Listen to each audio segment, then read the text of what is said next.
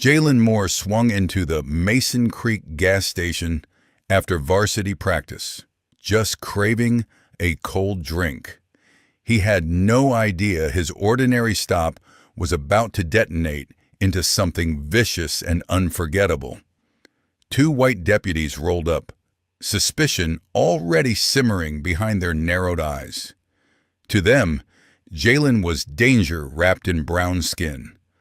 A body to control, not a 17-year-old kid heading home. Voices climbed, tempers snapped, and soon the concrete would be smeared with blood and humiliation. What they didn't know was who they'd laid hands on.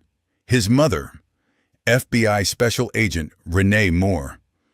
When she arrived, every badge in sight would lock up, every smirk freezing solid. Before we go any further, drop a comment with where you're watching from, and hit subscribe. Tomorrow's chapter goes even deeper. The sticky Georgia humidity clung to Jalen as he pushed open the cracked glass door of the Bright Mart. The chime tinkled overhead, and a blast of frigid air conditioning washed over his sweat-damp jersey. Fluorescent lights buzzed above empty aisles. "Evening, Mr. Price," Jalen called, nodding at the older man behind the counter. Harold Price looked up from his newspaper, offering a weary grin. "How'd practice go, kid?" "Pretty good. Coach says I might start Friday." Jalen drifted toward the coolers, sneakers squeaking on the linoleum. He pulled out his phone, thumbs flying. Home in 10. "Need anything?" he texted his mom. The cooler door fogged as he opened it and grabbed a Sprite. His phone buzzed. Renee's reply flashed across the screen. "Just you. Safe and on time." Jalen smiled, snagging a bag of chips. He was halfway to the register when red and blue strobes splashed through the front windows, painting the walls in violent colors. Two cruisers screeched into the lot, gravel crunching underneath their tires like broken bones. Jalen's stomach tightened, that old instinct Renee had drilled into him awakening immediately. Stay calm, stay respectful, know your rights. The bell chimed again as Deputy Cole Vickers strutted in, Officer Brian Rudd on his heels. Vickers's hand rested on his holster. Mouth tugged into an eager grin. "Got a call about a robbery a few blocks over," he announced, eyes locking on Jalen. "Suspect's a young black male around 6 foot. His lips curved into something uglier. "Well now, what do we have?" Jalen's heart hammered, but his voice stayed steady. "Just grabbing a drink, sir. Coming straight from basketball practice." "Sure you are, boy," Vickers sneered. He circled Jalen like a shark tasting blood. "Empty your pockets." "I haven't done anything wrong," Jalen answered quietly, still clutching his unopened Sprite and chips. "I'm here all the time. Mr. Price knows me." Harold shifted behind the counter, clearing his throat. "Officers, the kid's fine. He's here almost every night after practice." Vickers ignored him. "I said empty your pockets, now." Rudd moved to the door, blocking any exit. With shaking hands, Jalen set his snacks on a nearby shelf and pulled out his pockets. "Phone, wallet, house key, gym pass. That's it." "Oh, you think you're clever?" Vickers snarled, grabbing Jalen's arm. "Outside." "Wait, please," Jalen began, but Vickers was already dragging him through the doorway. "Mr. Price, please call my mom," he shouted. The heavy night air slammed into him as they shoved him against the hot patrol car. "Spread him out," Vickers barked. "I'm not resisting," Jalen choked, cheek mashed to the warm metal. "I haven't done anything." A handful of bystanders gathered. Elena Ruiz, still in scrubs from her hospital shift, lifted her phone. Her hands trembled with fury as she hit record. "Quit squirming!" Vickers shouted, though Jalen was perfectly still. "I'm not," Jalen gasped. words slicing off when a brutal punch landed in his side. His knees buckled from the blow. "He's resisting," Rudd called, voice wobbling. Pain blurred everything. The taser's bite ripped through Jalen's body, electricity searing every nerve. He screamed as they hurled him to the ground, skin scraping across unforgiving concrete. Blood leaked from his nose, mixing with tears. "Mama," he whimpered. "Somebody call my mama." Vickers drove a knee into his back, yanking his arms behind him as metal cuffs clamped down. "Shut up. Crying for mommy now?" Elena's voice cut through the crowd. "He's just a kid! This is wrong!" "Back up," Rudd ordered, hands shaking as he faced the onlookers. "This is police business." Harold stood in the doorway, knuckles white on the frame. He wanted to shout, to step between them, but decades of learned fear pinned him in place. He watched as they hauled Jalen upright, jersey torn and stained, blood dripping from his split lip. As they shoved him into the back of the cruiser, Jalen spotted Elena still filming. Rage etched across her face. The engine roared. Through the window, Harold shook his head, words barely audible. They just made their worst mistake. Elena looked down at her phone, red recording light still burning. Her thumb hovered over the upload button. She knew this video could change everything. Sirens faded into the thick Georgia night, carrying away a boy whose only crime was craving a soda. In Atlanta, Renee Moore's pen skimmed across paperwork in her small apartment, the only other sound the low hum of her laptop. Months of undercover work on police corruption sprawled in files across her desk. Her coffee sat forgotten, long gone cold. Her phone buzzed again, the 5th time in 20 minutes. She'd been ignoring it, locked in on her report. This time, the constant vibration made her glance over. 12 missed calls. 23 unread texts. At the top sat a shared video. Police brutality in Mason Creek. Something icy dropped into her stomach. Mason Creek, where Jalen was supposed to be grabbing a drink. Her fingers shook as she tapped the link. The video loaded, grainy at first, then sharpening. Her mug slipped from her hand, shattering on hardwood. On her screen, she watched deputies slam her son against a squad car. "No," she breathed, voice cracking as they threw him to the ground. "No! No! No!" Every panicked cry from Jalen hit like a punch. Every laugh from the officer stoked the fire rising in her chest.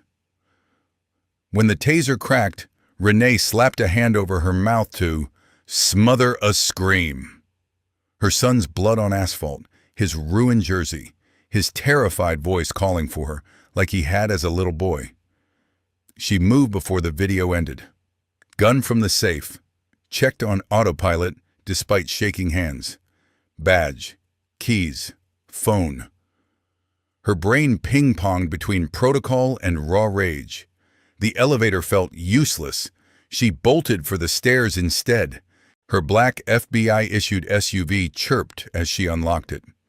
The engine snarled when she twisted the key, and she peeled out of the garage, lights flashing. 2 hours to Mason Creek, way too long. Her hands strangled the steering wheel, knuckles pale. Memories flickered, teaching Jalen how to talk to cops, role-playing traffic stops, watching him rehearse "yes, sir" and "no, ma'am" in the bathroom mirror to keep himself alive. All that preparation, all that protection, shredded in minutes by 2 badges and a racist system.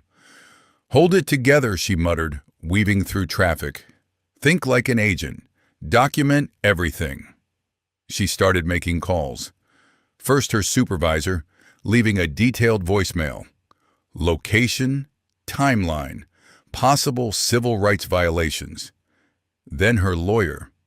Then the Civil Rights Division. Each call crisp and professional. her voice betraying none of the terror roaring underneath. The Mason Creek Police Department appeared just before midnight, a squat brick building with peeling paint and flickering signage. Renee parked directly in front, emergency lights still spinning. Inside, the front desk officer barely glanced up. "Can I help you?" he asked lazily. "I'm here for Jalen Moore," Renee replied, voice wrapped in velvet. "You have my son in custody," he sighed. "Visiting hours ended. Come back tomorrow to post bail." "I'm not here to visit."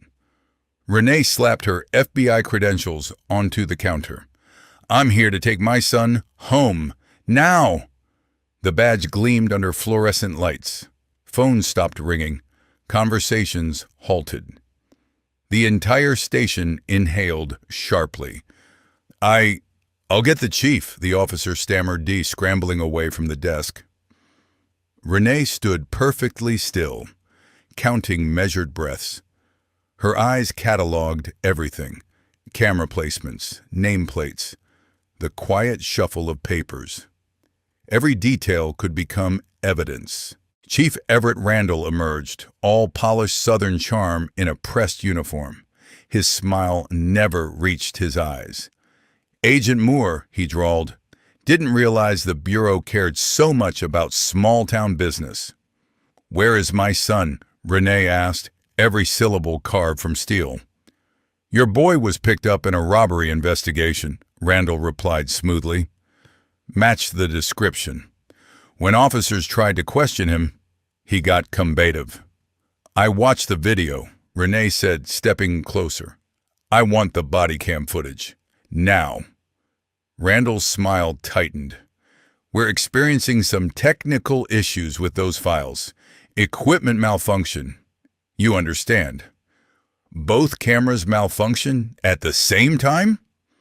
Renee's laugh was razor sharp. "That's a hell of a coincidence, Chief."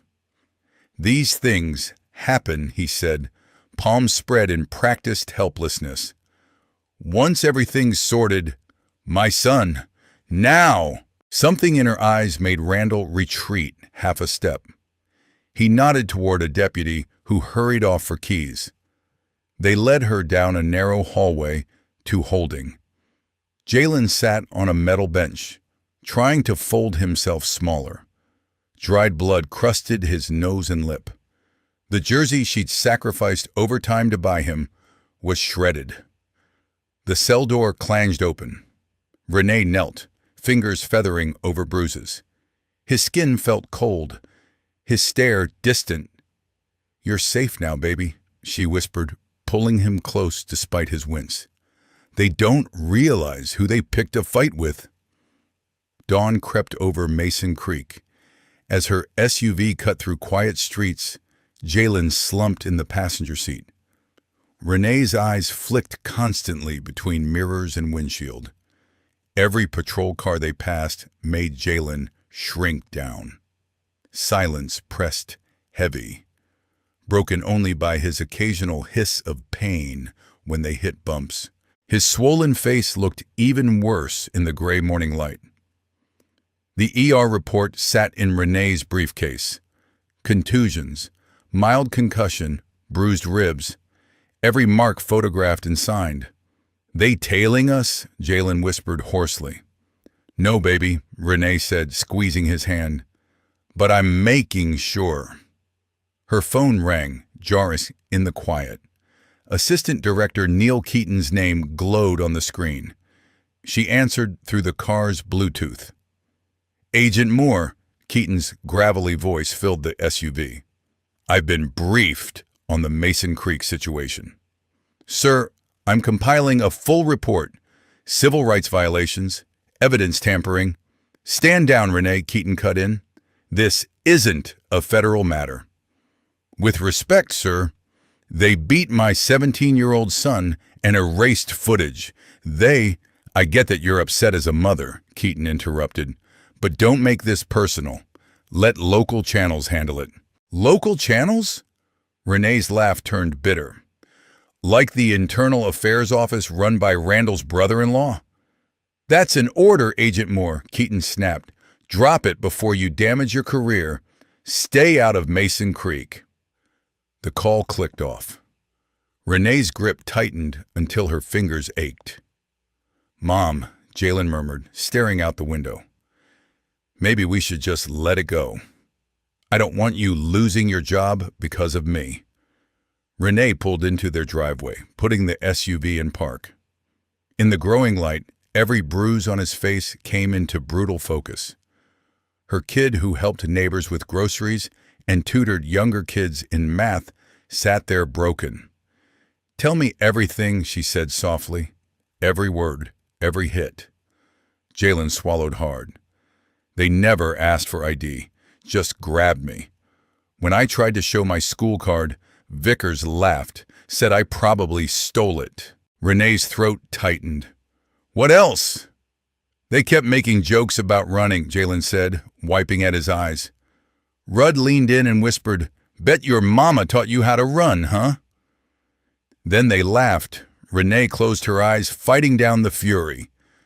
Did they read your rights? He shook his head. No. They just kept hitting me. Said they'd plant something if I didn't confess. A sudden knock on the window made them jump. Mrs. Porter, their elderly neighbor, stood outside clutching a tablet. Renee stepped out, instinctively placing herself between the old woman and Jalen.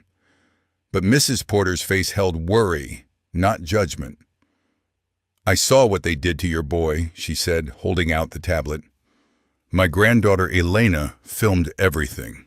She sent me the original before posting. I made copies. Thought you might need them. Renee hit play. The footage was sharper than the viral upload, audio clear, officers' slurs unmistakable, every deliberate blow visible. You could even see them high-five after shoving Jalen into the cruiser. It's everywhere, Mrs. Porter continued. Twitter, Facebook, the news. Folks are posting some hashtag, Justice for Jalen. Right on cue, a news van turned onto their street. Then another, followed by a cluster of reporters. Get inside, Renee told Jalen. Doors locked. Curtains drawn. She turned back to Mrs. Porter. Thank you. Would you give a formal statement if needed? The older woman nodded firmly. Those men in uniforms need to be stopped. Inside, Renee settled Jalen on the couch while cameras gathered outside. Their phones buzzed endlessly. Texts, missed calls, tags. The hashtag, #OhJusticeForJalen pulsed across every platform. Renee hooked the tablet to her laptop. She watched the video again and again. Each viewing fanned her rage but sharpened her focus. She paused on badge numbers, zoomed into name tags, noticed the reflection of a supposedly broken dash cam in a window. Jalen eventually drifted off under his pain meds, breathing shallowly, body curled to protect sore ribs. Renee watched him sleep, then turned back to the screen, freeze-framing Rudd's smirk as he taunted about running. If they want dirty games, she muttered, dragging over her case files, I'll show them what real investigation looks like. Her fingers flew over keys, accessing databases she'd built during years of civil rights work. Patterns emerged.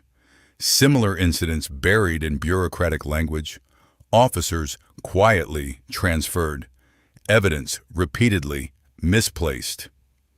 Mason Creek wasn't an exception. It was part of a grim pattern stretching back years. The afternoon sun burned through her office window as she sorted files and made more calls. The TV droned until a familiar name snapped her attention back. Breaking news from Mason Creek regarding the arrest of local teen Jalen Moore. On screen, Chief Randall stood at a podium, silver hair gleaming, expression solemn but controlled. Security footage clearly shows the suspect attempting to leave with unpaid merchandise, he declared. When confronted, he struck Deputy Vickers. Grainy footage flashed, chopped clips of Jalen in the store. Renee's blood boiled. The brutal takedown, the slurs, the taser, all edited out. What remained looked like Jalen starting a fight. "Mom," Jalen called from the couch. "They're lying. I know," Renee said, grabbing her keys and badge. "Stay put. Lock the doors." The drive to the station took 7 minutes. She counted each one like a countdown. The parking lot teemed with news vans and protesters hoisting signs. "Justice for Jalen. Stop police brutality." Inside, icy AIR slapped her. At the front desk, Rudd lounged with a smug grin that widened when he saw her. "Can I help you, ma'am?" he asked, dragging out the last word. "I need to see Chief Randall," Renee replied. "Now." "Chief's in a meeting," he said. Renee dropped her FBI creds on the desk. "Tell him Agent Moore is here about tampering with evidence in a federal probe." Rudd's smirk faltered. He muttered into the phone, then gestured down the hall. "He'll see you." Officers fell quiet as she passed. Deputy Vickers leaned back in his chair, boots on his desk, looking completely relaxed. A few hushed conversations died mid-sentence as Renee walked by. Randall's office smelled of leather and stale cigar smoke. He stood behind his mahogany desk, staring out the window. "Nice performance on TV," Renee said, shutting the door behind her. "Agent Moore," he replied, still facing the glass. "I thought I'd made myself clear last night." "I want the full footage," Renee said. "Security cameras, body cams, dash cams, all of it." Randall turned, smile brittle. "That's impossible. As I mentioned, we've had technical issues." "Technical issues don't selectively cut footage to frame a kid," Renee shot back. "Your son was caught stealing by officers whose body cams conveniently failed in a store where the owner says he did nothing wrong," Randall countered. "File a formal request through appropriate channels." Renee pulled out her phone, logging into the FBI system. Her face darkened. "The case is already sealed," she said quietly. "That fast? Who's your inside help at the Bureau?" Something flickered across Randall's features. Triumph. "We're done here, Agent Moore," he said. "Don't let motherly feelings compromise your professional judgment." Renee left the station, mind racing. This wasn't just small-town corruption anymore. Someone with federal pull was backing them. She drove to First Baptist Church on Malcolm Dexter Boulevard, where Pastor Leonard Briggs had been a civil rights pillar longer than she'd been alive. The aging building's paint peeled, but its doors stayed open to anyone seeking justice. Pastor Briggs sat in his cramped office surrounded by yellowed headlines and protest photos. His eyes were sharp despite his years. He took in Renee's badge and storm cloud expression. "Been expecting you," he said, gesturing to a chair. "Saw what they did to your boy. Saw the lies they told too." "I need to know what I'm up against," Renee replied. Briggs sighed, pulling a thick folder from his drawer. 1987, James Walker, 18, charged with resisting, beaten so badly he lost an eye. 1995, Marcus Bell, 17, fit the description, suddenly found with drugs. 2003, David Carter, 16, attacked an officer, left paralyzed. He spread out photos and clippings. Every time footage vanished, files sealed. Good cops got shipped out or fired. They keep getting away with it because you're not fighting two men, Briggs said quietly. You're fighting the machine that shields them. Same judges signing warrants, same prosecutors declining charges, same federal names on the sealed file orders. Renee drove home in gathering darkness, Briggs's words heavy on her shoulders. The house was dark except for Jalen's bedroom light upstairs. The crash of breaking glass shattered the quiet. Renee drew her gun and moved toward the living room. A rock rested among sparkling shards beneath the broken window, a note wrapped around it with a rubber band. She unrolled the paper, hands steady despite the adrenaline. Leave town or lose your badge. Upstairs, Jalen stirred. "Mom? What was that?" Renee looked from the note to the weight of her Glock in her hand. She thought of those other mothers' sons, James, Marcus, David, and all the ones Briggs had named. Boys the system had chewed up and erased. "Not this time," she whispered, grip tightening. She refused to let Jalen join them. 2 days later, harsh hospital lighting carved shadows across Jalen's bruised face at Atlanta Medical Center. Renee sat in the waiting room, scrolling through case files on her phone, when an unfamiliar number from FBI headquarters flashed. "Agent Moore," a chill voice said. "This is Administrative Services. Effective immediately, your security clearance is suspended pending review of recent conduct." Renee's hand clenched around the phone. "On what grounds?" "Interference with local law enforcement and possible misuse of federal resources. Formal documentation will follow within 24 hours. The line went dead. Renee stared at her screen, mind racing. She'd expected pushback, but this was tactical. Another call came in. Logan Pierce, a fellow agent she'd trusted on undercover ops for years. Something already felt off. "Renee," he said too casually, "heard about your suspension. I'm trying to help here. You need to drop Mason Creek." "Help?" Renee kept her tone neutral. "Like helping seal those files?" "Come on, you know how it goes," Logan said. "Small-town politics, jurisdictional headaches. Let it go before—" "Before what?" she asked. He hesitated. She heard him swallow.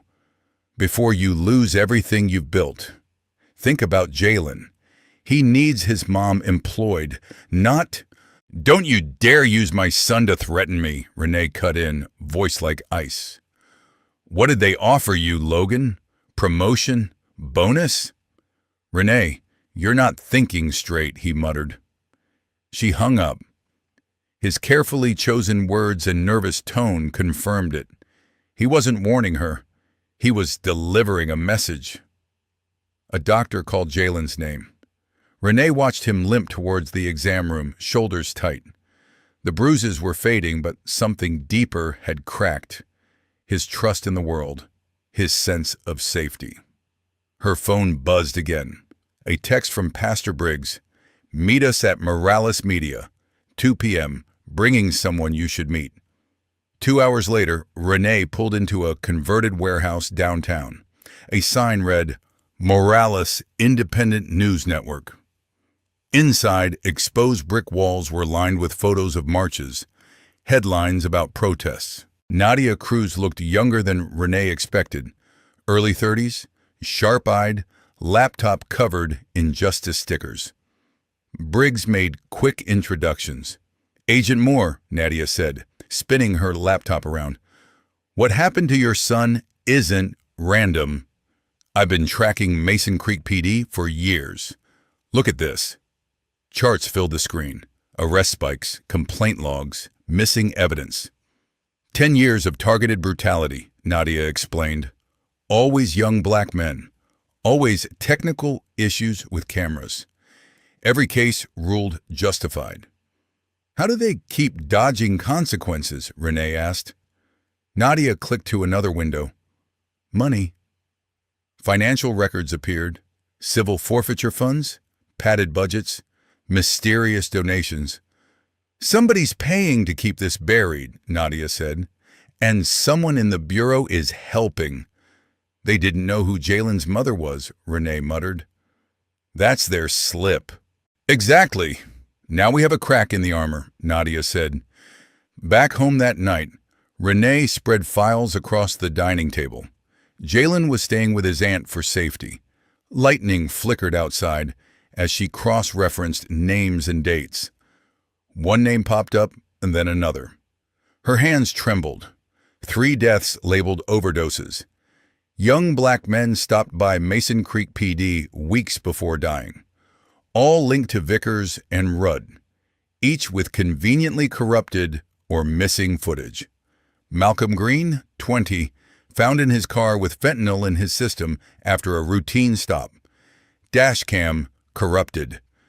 Deshaun Rivers, 18, died after a night in lockup. Holding cell camera malfunctioned. Andre Cole, 21, dead at home after a wellness check. Body cam footage from the visit lost in transfer. Renee's stomach twisted. This wasn't just brutality, it looked like murder covered in paperwork and lies. She lined up their photos beside Jalen's medical pictures. Same officers, same pattern, same convenient failures. Thunder boomed. Renee stepped to the window, rain lashing the glass. Her reflection stared back. Not just an agent, but a mother standing between predators and every kid like her son. "You picked the wrong family," she whispered. Lightning flashed over stacks of evidence. 10 years of crimes ready to be exposed. She dialed Nadia. "I found something," she said. 3 deaths. Same officers. We need to connect the dots. "Meet me at Maggie's Cafe at dawn," Nadia replied. "Bring everything. And Renee, watch your back. People who expose systems like this tend to have accidents." Renee hung up, eyes lingering on the victims' faces. Dawn broke over Mason Creek as Renee's SUV pulled into the nearly empty lot outside Maggie's Cafe. Inside, Nadia already occupied a corner booth. Laptop open, 3 empty coffee cups scattered across the table. "You haven't slept," Nadia observed, sliding a fresh cup toward her. "Every time I close my eyes, I see those boys' faces," Renee said. "And Jalen's." Nadia turned her screen, showing a blueprint of the police station. "My source says there's a backup system that auto-uploads security feeds to the town's central server," Nadia explained. "They seized Harold's hardware, but missed a copy in Evidence Locker B7, an old storage room." "How sure is this source?" Renee asked. "He's done their IT for a decade," Nadia said. "Hates what he's seen, finally ready to talk." Before they could plan further, a young officer approached their car outside. "Chief Randall requests you at the station, Agent Moore," he said nervously. "Says it's about your son's case." Renee traded a look with Nadia. "Distraction or trap?" "Tell him I'll be there in an hour," she replied. What Renee didn't know yet was how far they'd go to protect themselves, or how much she'd have to sacrifice to bring the whole rotten system crashing down. The patrol car rode her bumper, high beams stabbing through her rear window. Renee kept the speedometer nailed to the limit, hands locked at 10 and 2, refusing to flinch or react. The cruiser swerved around, cutting close enough to graze her front bumper before darting ahead. Classic intimidation move. When it finally sped off, the message it left behind was unmistakable. Dusk smeared the sky in orange when Renee turned into her driveway. A familiar government sedan sat across the street, Logan Pierce's bureau-issued car. He waited on her porch steps, face arranged in sympathetic concern. "Ne heard about the suspension?" he called as she approached. "Keaton's out of line. You know this whole thing reeks." Renee studied the man who'd watched her back for 6 years. She caught the tiny signs she used to ignore. The tension at his jaw, the way his right hand kept brushing his collar. Logan's lifelong tell whenever he shaded the truth. "Come inside," she said lightly. "Could use a friendly face." In the living room, he paced while she made coffee. "Maybe stepping back's smartest," he suggested. "Let things cool. You still holding that original footage?" "Destroyed in the evidence room fire," Renee lied smoothly. "They boxed me in, Logan. I'm out of plays. They won." She watched relief soften his shoulders, his voice turning almost paternal. "Sometimes the system works better from inside," he said. "Give it time." For an hour he circled the same topic, gently probing what proof she might still possess. Renee played exhausted, beaten, carefully feeding his assumptions. When he finally left, she waited 3 precise minutes before slipping out the back door. During her fake search for dropped keys, she'd already stuck a quarter-size tracker to his rear axle. On her phone, his location dot slid steadily north, away from town. Renee followed at a respectful distance in her old sedan, staying on back roads, headlights dimmed, heart pounding, but movements controlled. Logan's signal stopped near a lonely lakefront, Chief Randall's weekend cabin, according to property records. Renee parked behind thick trees, set her phone to record, then crept through underbrush until the cabin windows came into view. Through the glass, she caught Logan and Randall in a paneled study. Logan handed over a thick folder bureau-style case file. Randall passed him a fat envelope. Renee zoomed in, capturing every damning detail. Randall's satisfied grin. Logan thumbing through obvious stacks of cash. Their handshake looked effortless, practiced. 2 men who'd done this dance many times before. "Got you," Renee whispered, framing at Logan's face perfectly as he left. Crickets chirped. Lake water lapped softly against the shore. She waited until both vehicles disappeared into the trees before retreating to her car. Suspension suddenly felt less like punishment and more like clearance to move freely. They thought they'd sidelined her, chained her to policy and paperwork. Instead, they'd accidentally unhooked her from their rules. Before dawn, Renee woke with strategy buzzing through her veins, mind racing through contingency plans. She ghosted through the house, checking doors, windows, angles of approach. Old FBI habits that now felt like lifelines instead of training exercises. The first gray light seeped through curtains as she nudged Jalen awake. "We need to pack, baby," she murmured, sitting on his bed. "Only essentials. Patricia in Atlanta can keep you a while." Jalen rubbed his eyes, bruises still visible despite the dim bedroom light. "I don't want to leave you here alone," he whispered. "I'm not the one they're trying to break," Renee said, squeezing his hand. "Pack your basketball stuff. Patricia's boy plays varsity too. You'll have company." While Jalen shuffled between dresser and duffel upstairs, Renee moved room to room downstairs collecting documents, birth certificate, school files, medical reports, copies of everything important. Backup plans for backup plans weren't paranoia anymore. They were armor. Humid morning air wrapped around her as she stepped onto the porch with keys in hand. She froze. All 4 tires on her FBI SUV sagged, rubber shredded into ribbons. Someone had taken their time. Across the driver's side, jagged red spray paint screamed a message. "We warned you." Renee's hand instinctively moved to where her sidearm normally rested, only to grasp empty AR. Internal suspension meant no weapon, no badge. She scanned the street, cataloging which porch lights burned, which cars had shifted since last night. Mrs. Porter stood at her window already, phone pressed to her ear, likely dialing 911 with shaking hands. But Renee knew response would be slow, if it came at all. Her phone buzzed. Pastor Briggs's name appeared. "They hit the church," he said, voice worn. "Spray paint, broken windows, slurs, pews trashed." "You okay?" Renee asked, closing her eyes briefly. "I'm breathing," he answered. "But folks are rattled. Some of the young ones are ready to swing back. Hard. And honestly, I can't blame them anymore." "Now we're calling a meeting," Renee decided. "Tonight, at the church.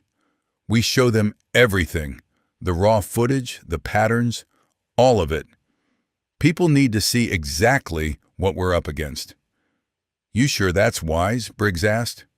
Wisdom isn't moving the needle, Reverend, she replied. Truth might.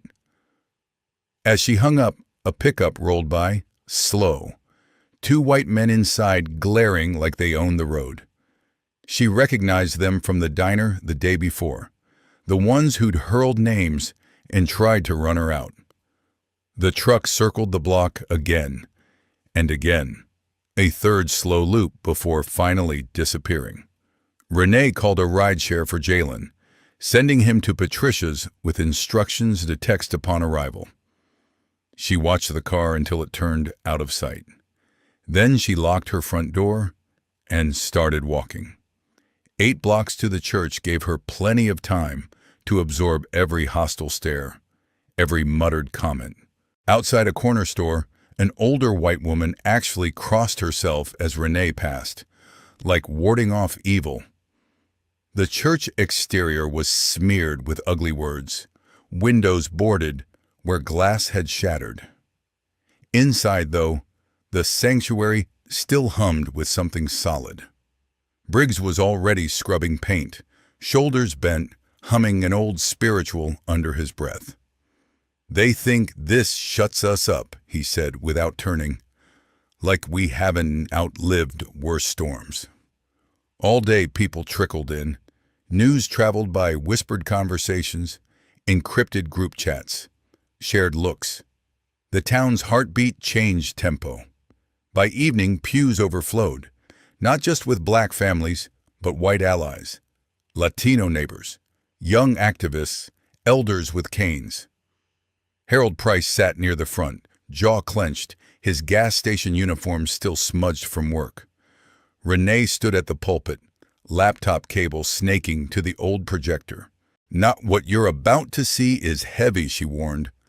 But hiding from reality never saved anybody. Truth is our sharpest weapon now. The footage played, the crystal-clear security video showing Jalen's assault from multiple angles. Every slur, every unnecessary blow, every taunting laugh. His cries for his mother bounced against the stained glass windows like a haunting chorus. When the lights rose, silence weighed on the room. Then Mrs. Porter slowly stood, tears cutting tracks down her cheeks. My grandson's Jalen's age, she said hoarsely. Could have been him. Could be any of our kids. The dam broke. Voices collided, people sharing stories they'd swallowed for years. Harassment at traffic stops, sudden arrests, quiet threats. Decades of fear poured out in raw, shaking sentences that filled every corner of the sanctuary. Pastor Briggs moved through the aisles, catching that wildfire of anger and pointing it toward purpose. He organized protest shifts, legal observers, safety teams, making rage something structured instead of explosive. Later that night, Renee sat alone in her car outside Brightmart, staring at the patch of concrete where Jalen had screamed. Security lights threw harsh patterns over the place his blood had stained the ground.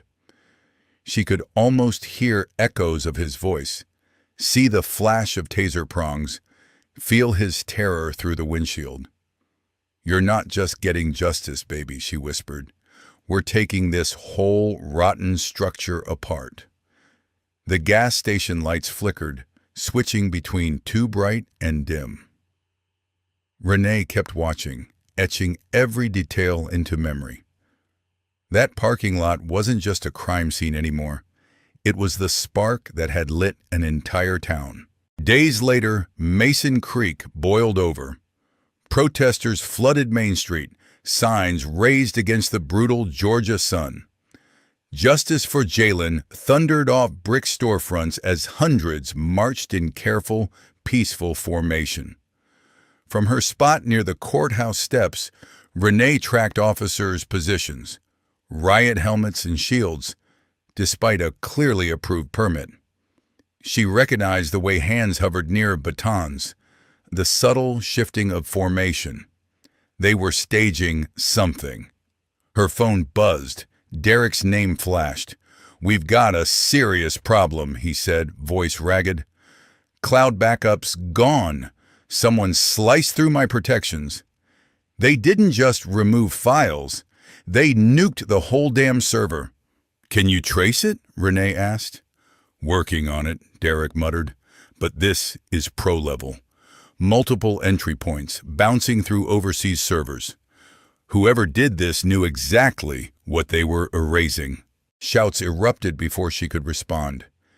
At the intersection, police had blocked the permitted route, pushing forward with shields. More officers closed in behind the crowd, pinning protesters in a tightening funnel of plastic and steel. "I have to go," Renee snapped, ending the call. She sprinted toward the chaos, phone raised, recording every second. The first tear gas canister arced overhead, hissing as it landed dead center in the march. Screams tore through the haze. Mrs. Porter stumbled, coughing violently. Renee dragged her under a shop awning, eyes burning, lungs on fire. Through the white cloud, she saw Batons swinging at retreating backs. Her phone buzzed again. Nadia's voice burst through, breathless. "They're raiding my place," she gasped. 6 officers. Warrant for stolen evidence. They're smashing cameras, ripping out hard drives.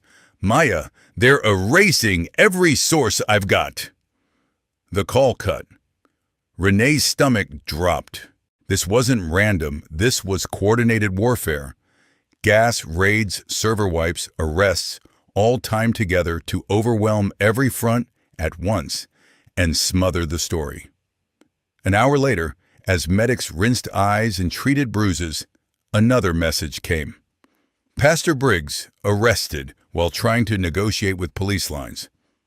Inciting a riot," the charge read. Renee drove to the station, furious and helpless. They blocked her from seeing him.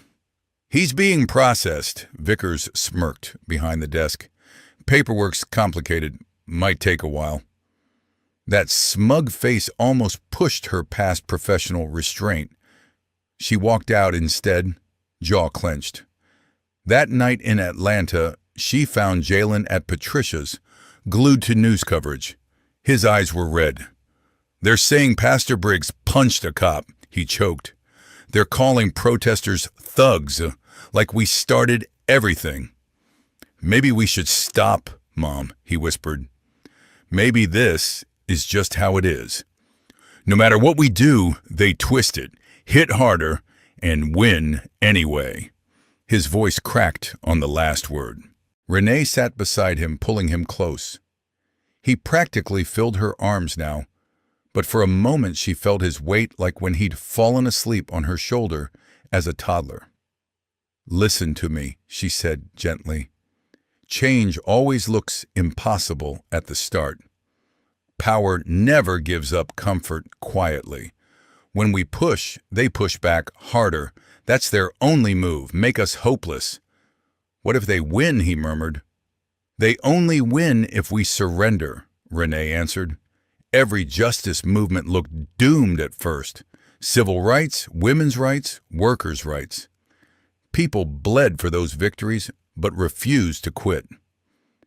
Later, after Jalen finally drifted to sleep, Renee sat alone in Patricia's driveway, forehead resting against the steering wheel.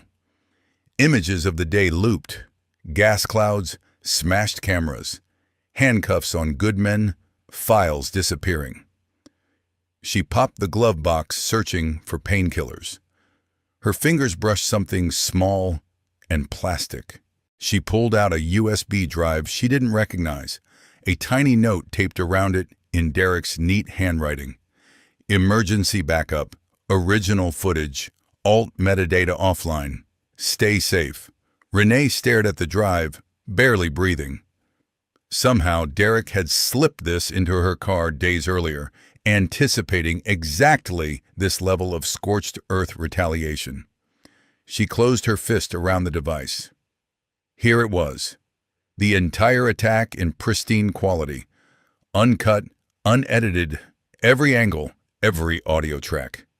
They thought they'd burned the truth to ash. It had survived in miniature. Her hands shook as she pulled out her phone. It was nearly 2 a.m., but she knew Nadia wouldn't be sleeping. The journalist answered immediately, voice ragged. "They didn't get everything," Nadia blurted. "I backed some stuff." "We're going live," Renee cut in. Silence, one heartbeat long. Then Nadia responded. "Church basement. Briggs gave me a key before they grabbed him. I've got a backup laptop and hotspot hidden there." 1 hour. Mason Creek streets were nearly empty as Renee drove Patricia's old Honda back into town. A couple cruisers patrolled slowly, but nobody gave her borrowed car a second glance. The church's silhouette rose against a star-splattered sky. A faint glow leaked from basement windows. Nadia opened the side door, one eye bruised purple, but gaze bright and focused. "They missed my backup gear," she whispered. "We can stream." Signals rough, but manageable. The basement had become a small command bunker. Folding tables cradled laptops and monitors. Protest maps were taped to the walls, routes marked in highlighter, police choke points circled in red. The air smelled like cold coffee. "How many viewers do you usually pull?" Renee asked, slotting the USB into Nadia's laptop. "A few thousand for breaking stuff," Nadia said. "But that partial clip hit 500,000 before they scrubbed it. People are waiting." Renee pulled a chair in front of the webcam. Her reflection stared back, eyes shadowed, shoulders squared. The look of a woman with nothing left to lose and everything left to fight for. "No redactions," she said. "We show every second, every lie, every cover-up attempt." Nadia's fingers hovered over the keys. "Once this starts, there's no putting it back in the box," she warned. "They will come for us." "Good," Renee replied, adjusting her blazer so her FBI credentials were visible. "Let them raid the church with half the country watching." Nadia hit the button. The red love indicator blinked on. Comments flooded in instantly. Viewers recognized Renee from earlier coverage. Numbers climbed fast, 1,510, chats scrolling too quickly to process. "I'm Special Agent Renee Moore," she began. "A few weeks ago, my 17-year-old son stopped for a soda." "What happened next was caught from multiple angles," she continued. "Mason Creek police have lied about this footage from day one. Tonight, you're seeing exactly what they never wanted you to witness." She played the full security video. Jalen entering, Jalen shopping, Jalen being cornered, beaten, tased. Racial slurs crystal clear, every blow, every plea.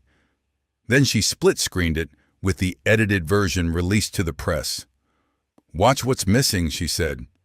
"Notice how they chopped out their violence, distorted the audio, invented resistance. This isn't a misunderstanding. It's fabrication. It's a deliberate attempt to criminalize a kid who did nothing." The view count exploded. 50,000? 100 climbing. Shares multiplied. Comment threads detonated across platforms. Renee stayed in prosecutor mode, dismantling each official claim with timestamps, slow-motion playback, and unshakable calm. "Officer Rudd swore my son shoved him first," she said. "This video shows he never laid a finger on him. Chief Randall claimed body cams malfunctioned. That's false. They were manually shut off minutes before the assault." Somewhere above them, a door slammed. Heavy boots clattered across the sanctuary floor. Renee heard shouting, but didn't slow. "They said there was an active robbery that night," she continued. "Recordings show no such call ever came in. Under Randall's leadership, this department has Systematically, the basement door burst open.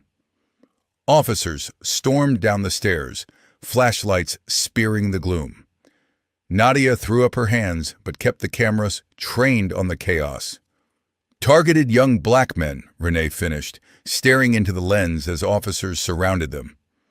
They've falsified reports, buried evidence, intimidated witnesses, and now they're trying to silence us, but you're already here. You've already seen. Or, cut the feed, one cop yelled, lunging for the laptop. Nadia stepped between, shouting, "This is protected press." Hands grabbed Renee's arms, wrenching them behind her chair. She kept talking, voice steady through the manhandling. "Everyone watching," she said, eyes locked on the camera. "Download this footage. Mirror it. Share it everywhere. They can't bury truth if enough of you carry it." The viewer count ticked past 500,000. Rudd appeared, face twisted. "You have the right to remain silent," he hissed, hauling her to her feet. "I've been quiet long enough," Renee answered. The cuffs bit her wrists, but her expression didn't crack. She turned deliberately toward the lens. One last time, eyes blazing. "They can cuff me," she said, "but not the truth. Not anymore."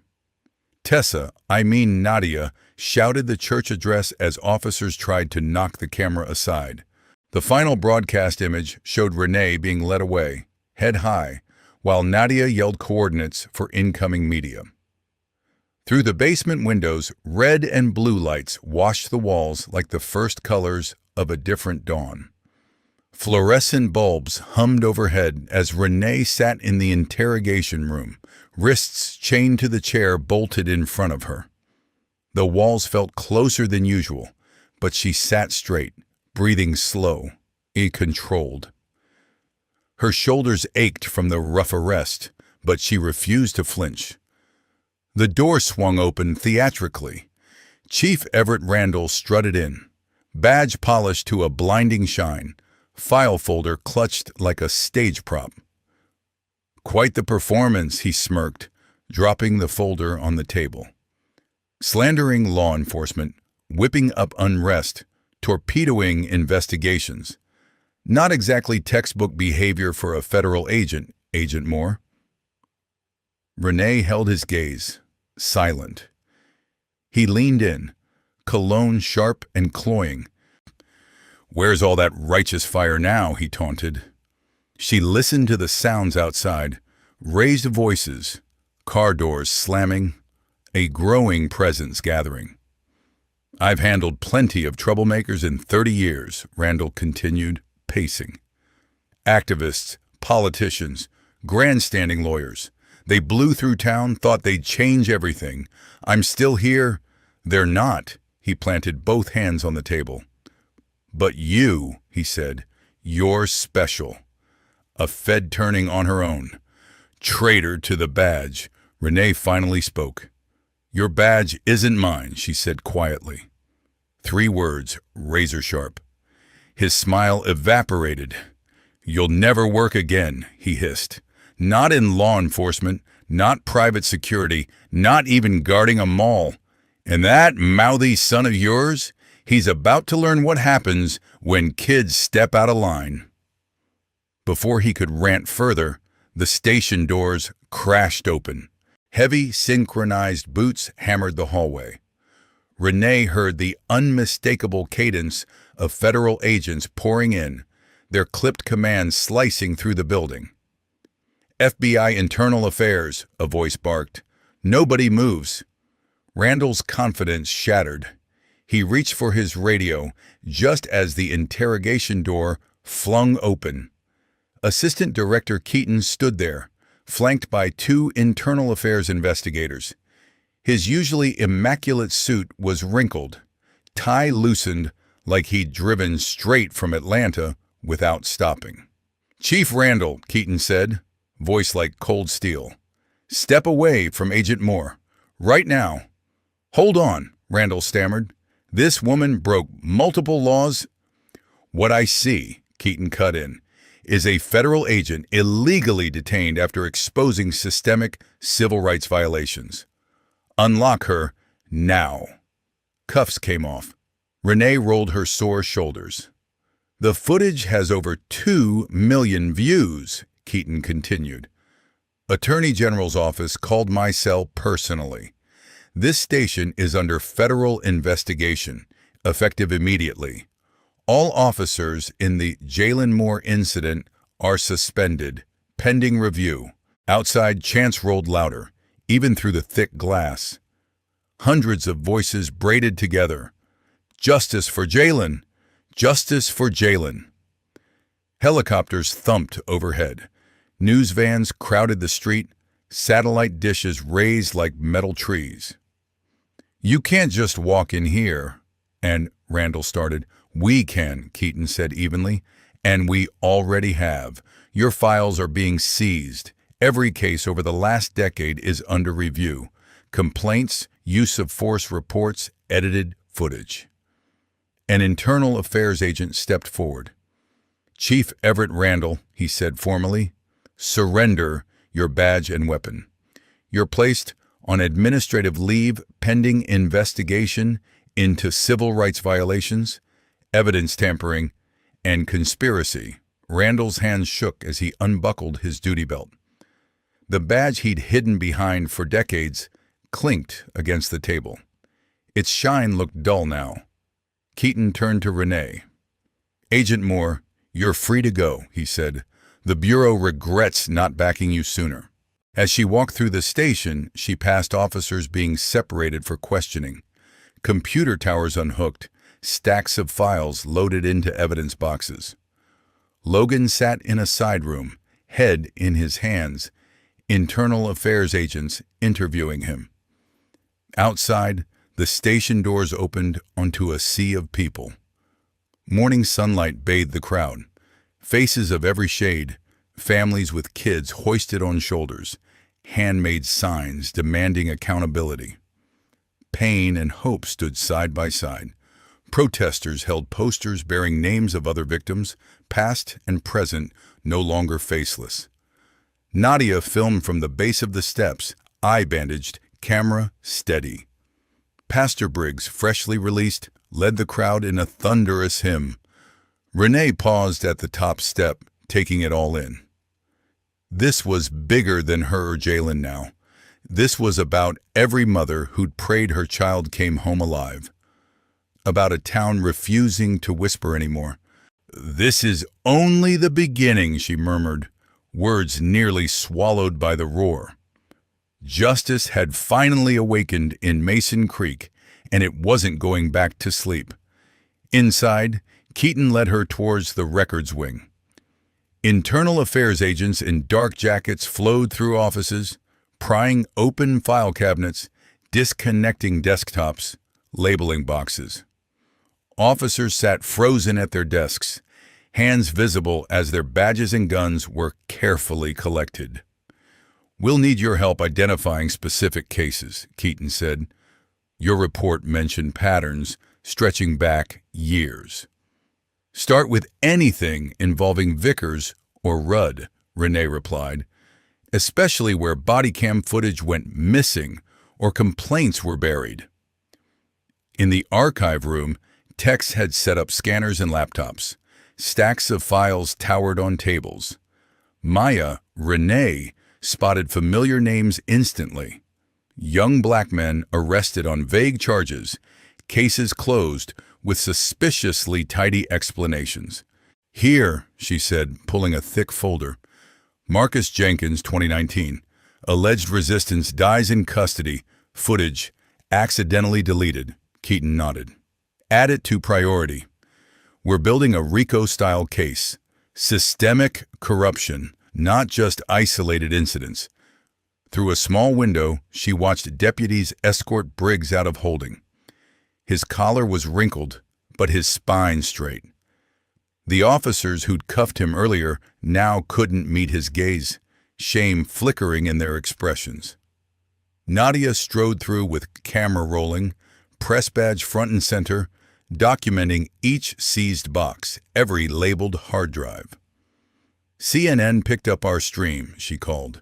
Big networks, too. They're calling it the Mason Creek exposure. Renee allowed herself a tiny smile. Make sure you show the burned evidence room, she said. That fire was as accidental as a staged car crash. A shout near detective offices pulled their attention. Logan was being led out in handcuffs now, his FBI credentials sealed in an evidence bag.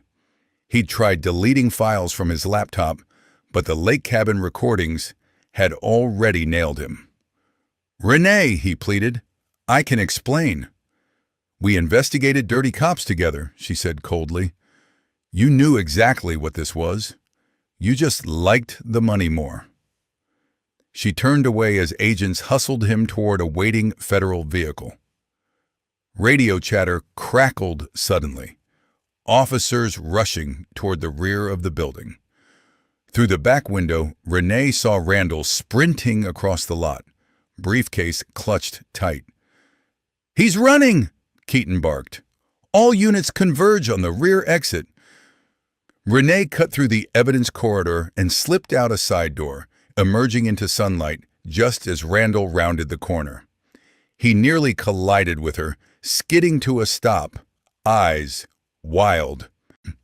"Going somewhere?" she asked calmly, hand resting near her holster. "You don't get it," he panted. "This town needed me. I kept order." "They needed protection," she replied. "You gave them fear and graves." Agents surrounded them. Randall lifted his hands as the briefcase dropped, springing open. Bundles of cash spilled onto the asphalt. Years of bribes exposed.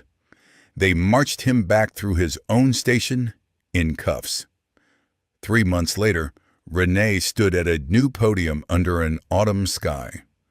The old municipal building had become the Jalen Moore Youth Empowerment Center, bright paint and murals replacing cracked brick and bureaucracy. She looked out at the crowd, neighbors, allies, survivors, and smiled. "If you felt this story," she said, "share it, subscribe, and stick around. I've handpicked 2 more stories I know you'll love. Take care." A Mother's Worst Fear. An old story in a new century. If you are in your 60s, 70s, or beyond, you have seen this country change many times. You remember riding buses when certain people had to sit in the back. You watched grainy news of dogs and fire hoses turned on peaceful marchers. Maybe you thought, as many did, that those days were behind us.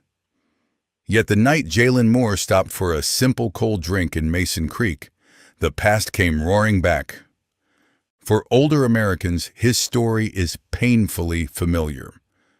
A young black boy treated as a threat before anyone asks his name. Deputies Vickers and Rudd did not see a high school athlete or someone's child. They saw a body to control. Seniors know that kind of thinking is not new. It is the same poison that fueled lynchings, sundown towns, and stop and frisk. The lesson is harsh but honest. Time alone does not cure injustice. We cannot assume that because we are older, the nation is wiser. Without constant effort, old hatred simply puts on a modern uniform and keeps walking our streets. Courage does not retire. There is another truth many people over 60 understand deep in their bones. Courage has no expiration date. When Renee Moore saw the video of officers beating her son, she did not crumble. She shook, she grieved, and then she moved. Some of you have done the same in your own lives. You buried a spouse, then still got up to care for grandchildren. You faced illness, then still found strength to comfort someone else. Renee reminded us that a parent's love, especially a mother's love, can be fiercer than fear. Yet she did not act only as a mother, she also acted as a seasoned professional. She gathered evidence, called supervisors, filed reports, and refused to be bullied into silence. Many older viewers have been taught to keep your head down and not make trouble. But this story shows that at a certain point in life, you realize there is more to lose by staying quiet. Renee risked her career, her reputation, and even her safety so that her son and other people's sons could walk into a gas station without wondering if they would make it home. The lesson is clear. Even in our later years, we are still called to stand up, speak out, and use whatever authority we have to protect the vulnerable. Community and truth are stronger than fear. If you have lived a long life in America, you know how powerful a small town can be, for good or for harm. Mason Creek had decades of buried complaints, sealed files, and technical problems with cameras. But when Jalen's beating hit the internet and neighbors finally saw the full uncut truth, something shifted. The town did not simply shrug and move on. A gas station owner, an elderly neighbor, a pastor, nurses, young activists, and even people who once stayed silent filled the church pews and the city streets. Many of them were seniors themselves, walking slowly but standing firmly. They did not come only for Jalen. They came for every young man they had watched be stopped, searched, and shamed over the years. Older Americans understand the power of gathering in person, singing together, sharing stories face to face. That same spirit, joined with modern tools like cell phone video and live streams, became a force that even crooked officials could not stop. The lesson for anyone over 60 is powerful. Your voice, your memories, and your willingness to say, "I saw this, and it is wrong," can give younger generations the courage they need. Truth may be delayed, but when a community holds it up together, it becomes impossible to erase. Maybe you are a grandparent now, watching younger family members navigate a world that feels both familiar and strange. You may not march in every protest or spend nights learning new technology, but you still vote, you still show up at town halls, church meetings, and family dinners. When you speak up about what you have seen and what you know, you help protect them. And when you refuse to look away from someone else's child in danger, you honor all the parents who once fought for you. The legacy we choose. For those of you in your later years, Jalen and Renee's story is about far more than one family and one town. It is about the kind of legacy you want to leave behind. You have already lived through eras of segregation and protest, through broken promises and hard-won victories. You know that justice in America has always been a long, unfinished project. The question now is not, will things magically get better? The question is, what part will we play in these final chapters of our lives? Some elders in the story chose comfort and silence. Others opened their doors, gave statements, marched, and prayed. In the end, federal agents arrived, corrupt leaders were exposed, and a youth center rose where an old city office once stood. That did not fix every problem, but it proved something vital. When older and younger generations stand side by side, refusing to surrender to fear, the system has to answer. As a senior, your experience is a lamp for those coming behind you. The lesson is simple, but profound. It is never too late to stand on the side of truth, and the story of justice in this country is still being written. With your wisdom, your courage, and your voice. Friends, after walking with Renee and Jalen through this hard story, I'd love to hear from you.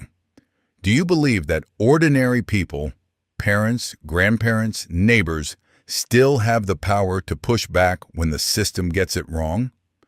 Have you ever witnessed injustice in your own town and struggled with whether to speak up or stay quiet? Share your thoughts and experiences in the comments below. Please like this video, subscribe to the channel, and pass it along to someone you care about so we can keep learning, healing, and standing for justice together.